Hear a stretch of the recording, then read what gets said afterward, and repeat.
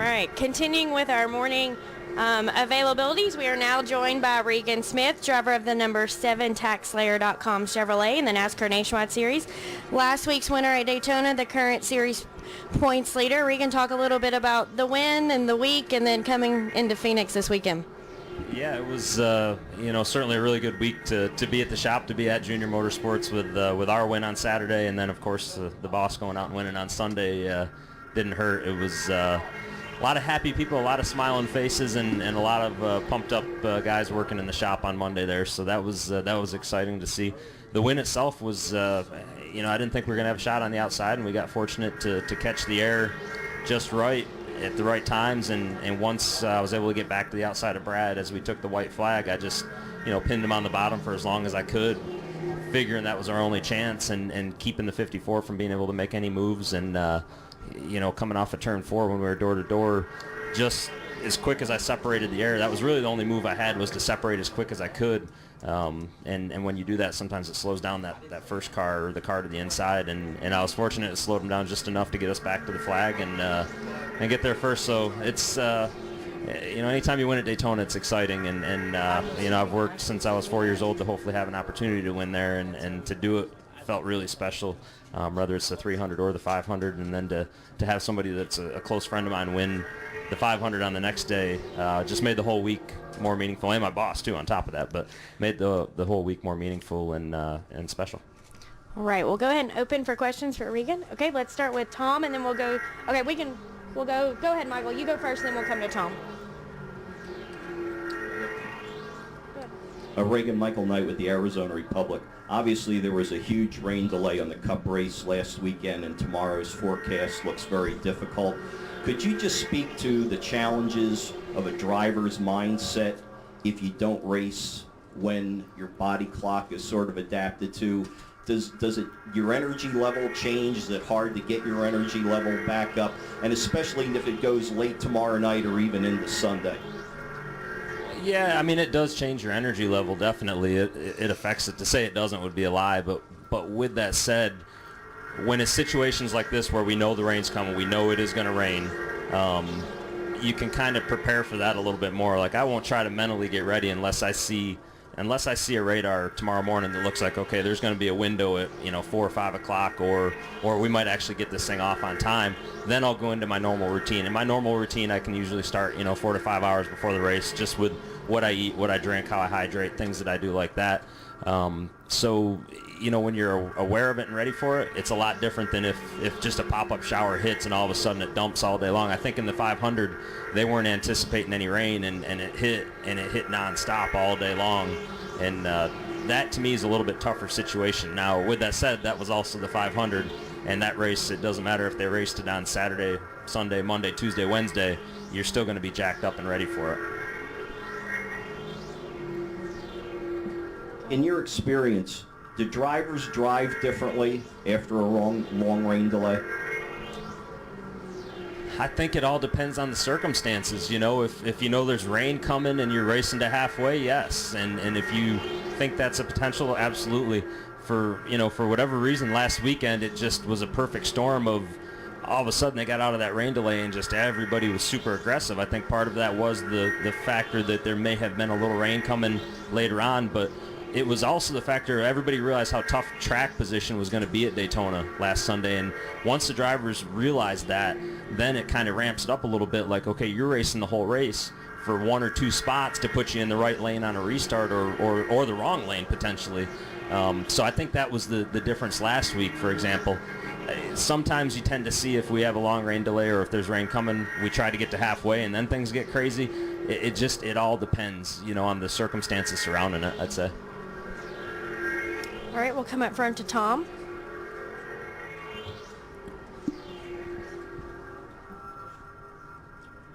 Regan, what does having a Daytona win on your resume mean to your career and to you personally now?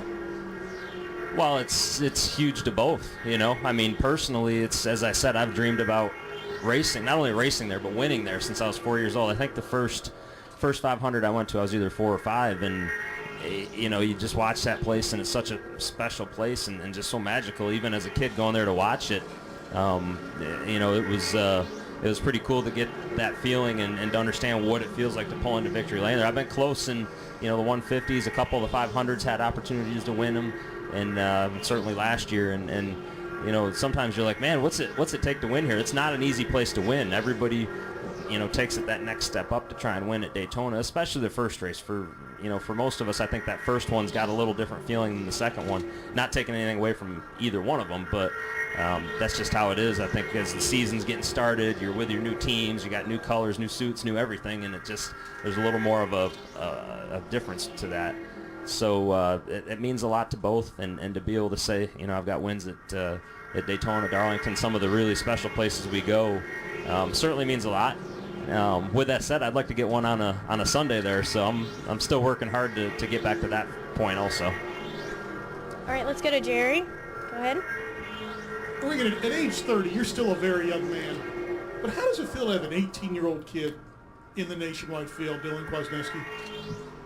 Well, we got Dylan. We've also got my teammate Chase Elliott is 18, and I'm fortunate that I'm around Chase a lot. I get to see him. I get to know his demeanor, know how he acts, and things like that. And from Chase's standpoint, it's very impressive, and I wish I was as mature and as quick of a learner at that age as he is. He picks stuff up really fast, and it just seems like he's always asking questions, always absorbing stuff. And one of my regrets as I was younger was to not ask more questions of the guys I was surrounded with, and to not ask more intelligent questions. And instead, I was probably a little too hard-headed and tried to learn everything on my own the hard way.